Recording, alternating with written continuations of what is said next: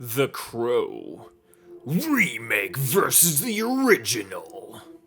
You're all going to die.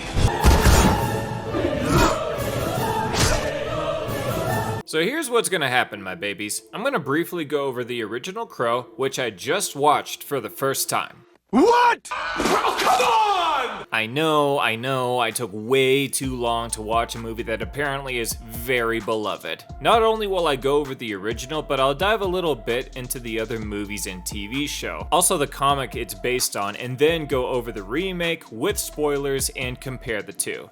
Now, I have no nostalgic love for the original. Blasphemy! So this is gonna be as unbiased as I can get. Let's get spooky with some heavy metal!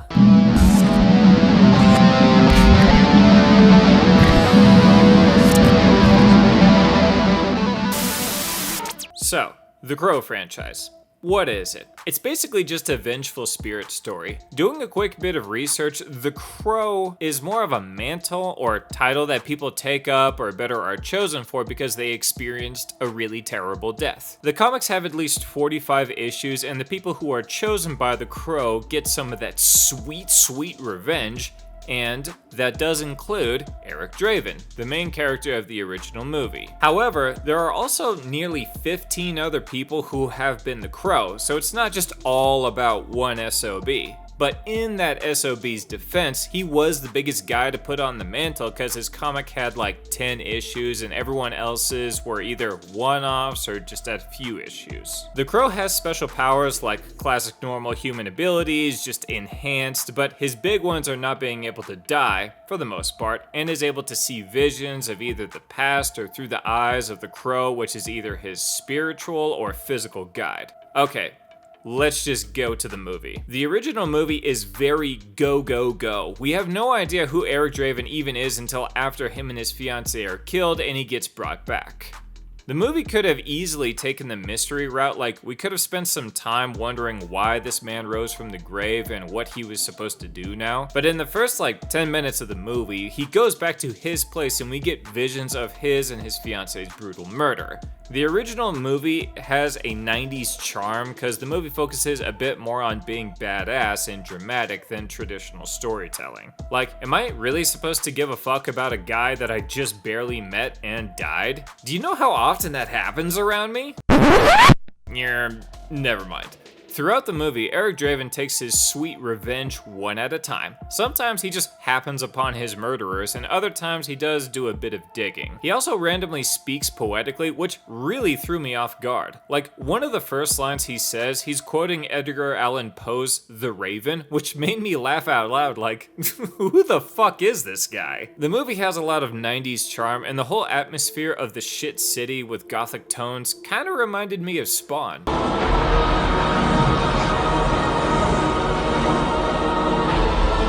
By the way, that movie is badass. I don't give a fuck what anybody says. Draven's makeup kinda comes out of nowhere. We get a flashback of him using a little bit of a jester's mask, and so he puts on the makeup. The signature coat he uses throughout the movie is also just taken from his first kill. Nothing really of note on that bit until we talk about the remake, and I'll get to that soon. Another example of this movie being a show and then tell is this one random ass line he says to the little girl of the movie, and then she does a double take and says, "Eric?" Like she remembers him, but we as an audience member are like, What just happened? And the main bad guy of the movie is such an oddball. Like, the guy has hair and it makes it look like he should be in a commercial for Garnier. And occasionally he inhales the fumes of cooked eyeballs from his victims and he bangs his sister. What is happening? So we get another kill or two down and then we get a huge showdown where Eric blows through like 20 guys. Hey, phrasing! It's a dope scene and is definitely the highlight of the movie. The main bad guys get away and the weirdo sister says that the source of his power is the Crow. Kill it and you kill him, and everyone in the car just accepts it and moves on. What? Just like that she figures it out? How? How could she have possibly have known for sure that's how his powers work? Fucking Eric Draven doesn't even know how his powers work. So they kidnap the little girl of the movie to force Eric to a final showdown, and the cop of the story joins him. Plenty of people get shot and killed, and Eric's crow gets injured, but he is still able to fight long enough to kill the big bad and drag himself to his fiance's grave, and the movie ends. Final thoughts on the original. I always like watching an older flick and finding out that other famous actors are in other popular movies. It was a nice surprise seeing Tony Todd as the big bad's right-hand guy and Ernie Hudson playing the main cop. Michael Wincott is pretty well known, and he plays a very odd guy.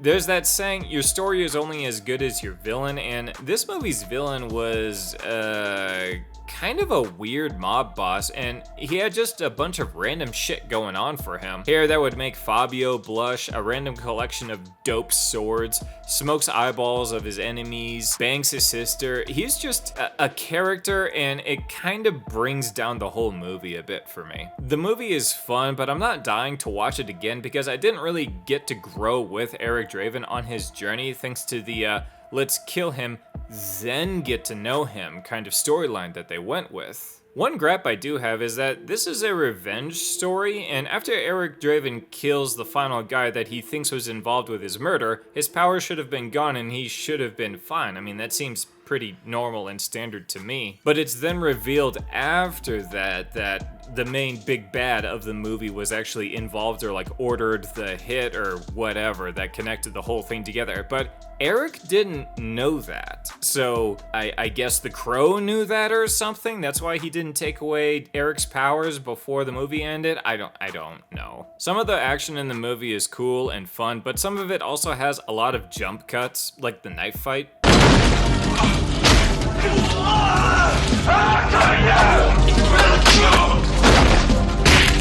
The most famous thing about the flick is, of course, the main character Brandon Lee dying on set because of an accident, and they had to use one of his stuntmen to fill in for the rest. And the whole time I was watching the film, I was looking for the scene where that could have happened and see how well they did with him gone. And I was pretty shocked to see that Brandon Lee was part of the entire final fight of the movie. So after doing some digging, I found out that the accidental scene that killed him was actually his death in the movie, and that's one of the first scenes of the film.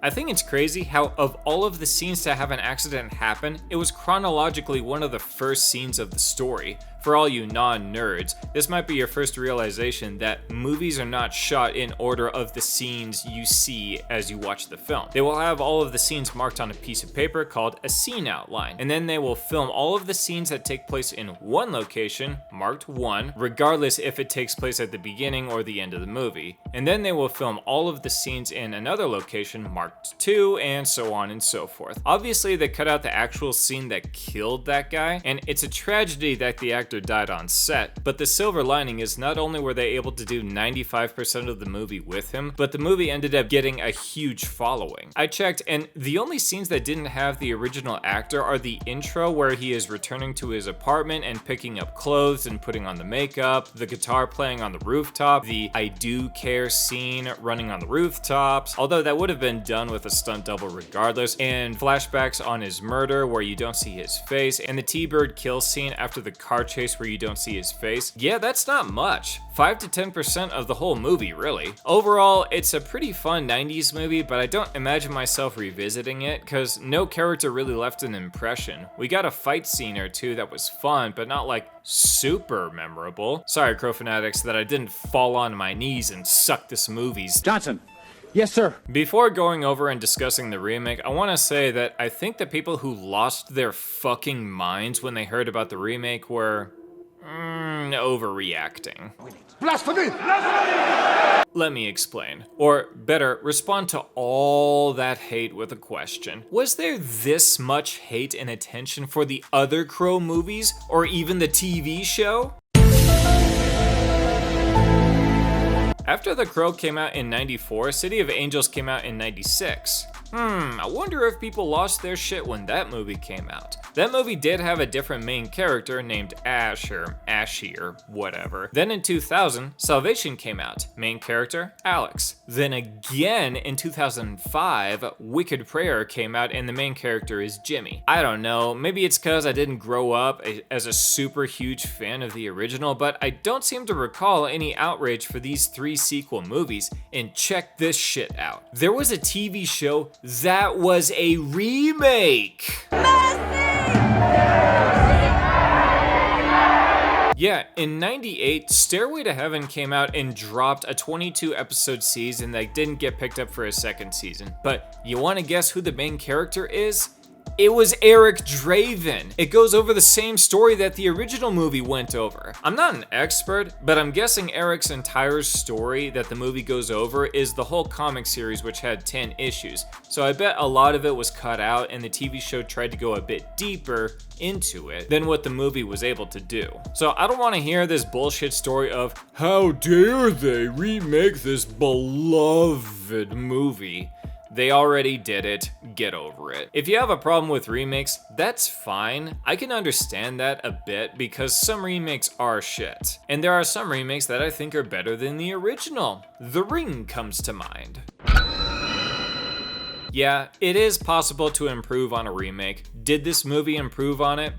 I'll let you know after I break down the plot. So the movie starts on Eric as a kid, and he has a shit life and encounters a horse that's caught in some barbed wire and he gets hurt trying to get him out. We get the same narration that the first movie did, going over, crows carry a soul from the land of the living to the dead, and sometimes a death is so bad that the soul comes back for revenge, blah blah blah, who cares? This doesn't really amount to much of anything, cause it's just a dream of Eric's, and then the movie jumps to Jenny, Eric's fiance from the original. That's not a good start, but keep going. She's a former pianist, now prostitute junkie, and she gets a call from a friend saying that she shared a messed up video of the two of them, but also a very dangerous man. So they all plan to go on the run because bad things are going to happen. The friend gets to her home and people were already waiting for her, so they grab her and bag her. Jenny gets some stuff and is already on the run, and immediately she's already being followed. Fucking amateurs in this film. She intentionally bumps into a cop and her junkie bag spills out pills and she gets cuffed. She is sent to a rehab clinic that Eric also attends.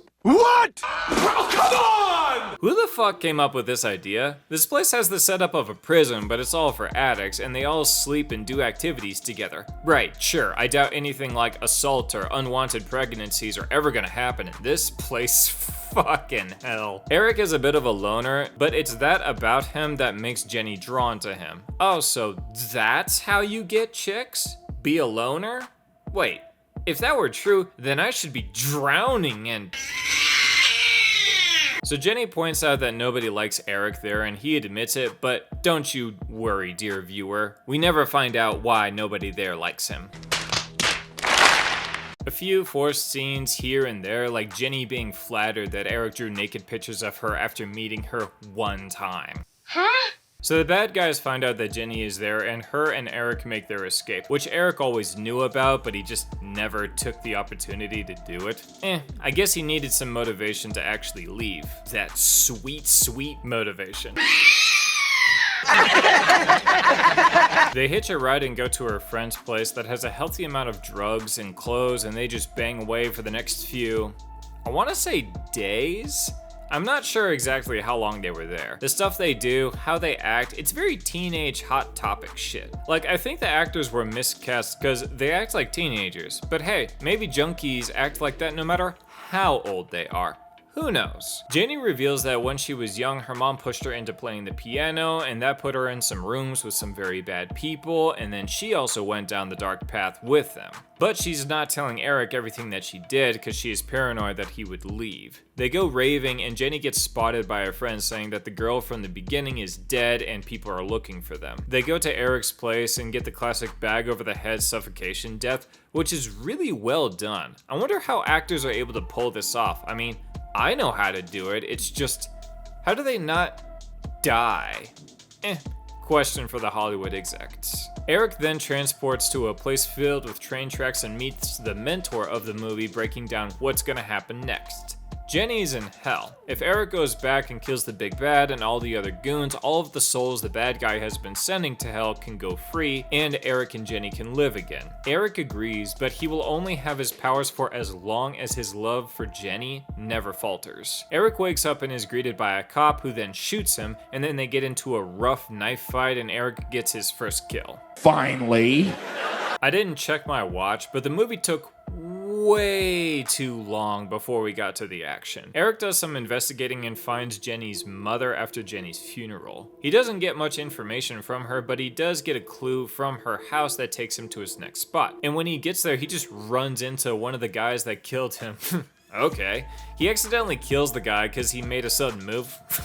Been there 50 times, my friend. He does some more digging, which then leads to a pretty sweet car fight, which he then fucks up, and then he has to go find another lead. Meanwhile, the big bad gets Jenny's mom to jump off of a roof. I forgot, the whole thing with the big bad in this movie is that he can whisper something into people's ear to either make them do a dark deed on their mind, or he tells them to do a dark thing and they do it. I don't know. He made a deal with the devil to live for forever, and the cost is sending innocent souls to hell. This is important because later on, Eric finally sees the video that started the whole movie, and the big bad whispered something into Jenny's ear when she was playing music for him, and she started knifing bitches, which messes with Eric's head, so he goes to see his tattoo friend. A couple of bad guys are there just moments later. We aren't sure if the tattoo friend sold him out or not, because they both get shot and killed. Eric goes back to the crossroads and the mentor guy says, "Sorry, I'm done with you. Your love for Jenny is faltering." Eric then makes a deal. His soul for hers. So, the guy sends him back and we get a cool, brutal apartment fight scene. Eric then dons his makeup and grabs his buddy's short katana, because obviously that's something a tattoo artist would have. Am I right, boys?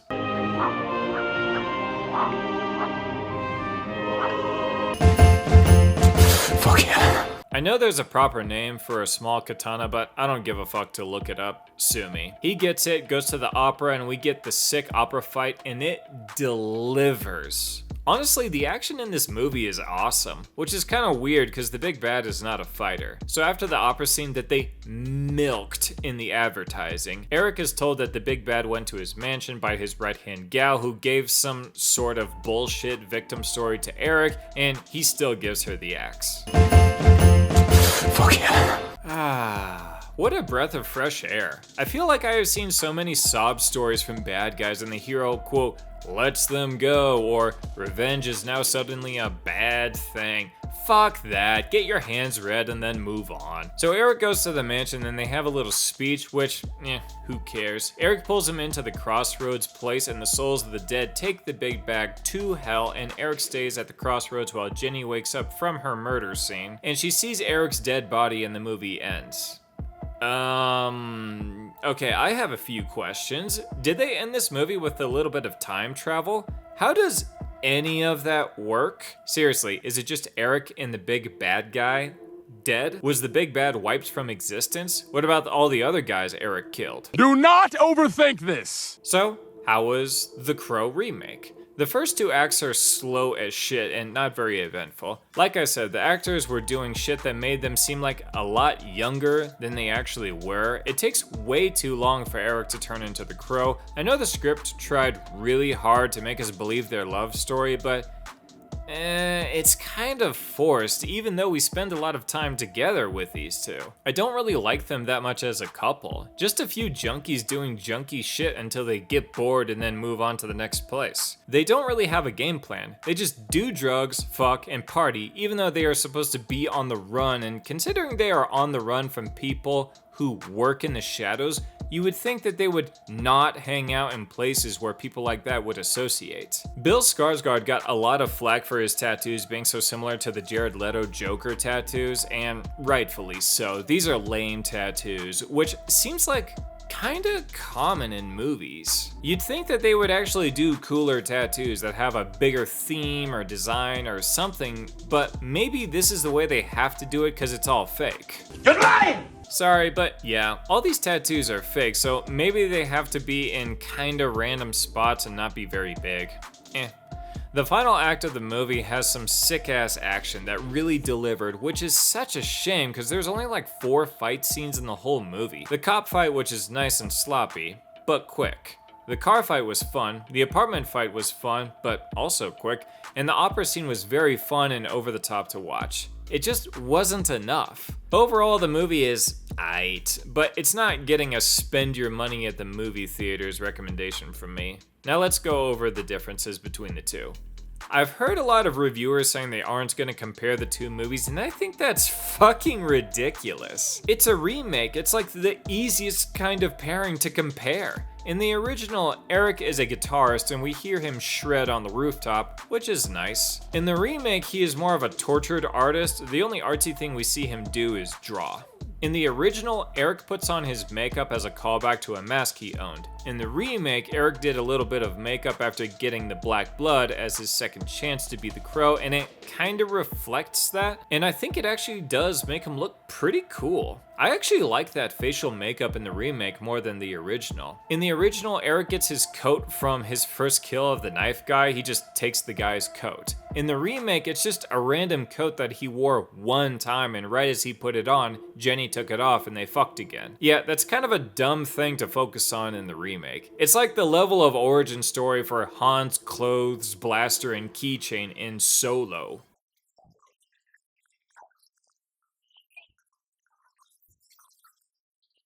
Fuck, that movie was a misfire. In the original, Eric's powers are connected to the Crow. His wounds heal magically just moments after they get inflicted, and he has visions when he touches certain shit. He sometimes feels pain and sometimes doesn't. In the remake, he has his powers as long as his love for Jenny never wavers. He has to physically fix himself before his body can heal, like if a bone is sticking out, he has to shove it back into his body for it to heal, and it hurts him a lot. Fun fact, according to the comic books, the Crow characters don't heal. They are just walking corpses and their wounds are just there until their story is over. Story-wise, the original is very go go go and wants you to have fun with the atmosphere and the 90s of it all. Also, you have to get to know the character later. The remake tells a more linear story. We get to know the people so you care when they die, then have the cool stuff happen later. Problem is that they took way too long for the cool stuff to happen. And honestly, that is the movie's biggest flaw. The movie is like an hour 45, and they do an hour, maybe an hour plus before anything good happens, and that's way too long. They should have killed off our characters at the 30-minute mark and then have the fun action take place over a majority of the film. The original didn't have an exposition wise man character like the remake, which neither gets points there, but I do like the crossroads area, so that does get the edge. The villains in both, I don't really care that much about either of them. I liked how in the original there was a fight to be had, but in the remake there isn't. They talk, and while Eric is distracted, the big bad tries to take his powers. The remake definitely had more supernatural stuff in there, which I did like, and that's about it for the comparison. The original gets the win, which I'm sure almost everyone here will agree on, but that doesn't mean the remake doesn't have any positives. I think it really does, and when it's streaming or the fight scenes drop on YouTube, give them a watch and tell them someone spooky sent ya. Thank you all for watching till the end. We're getting close to monetization. We just need my watch hours to go up. So please, feel free to give a like, a sub, and click to watch one of my other vids. It'll be spooky.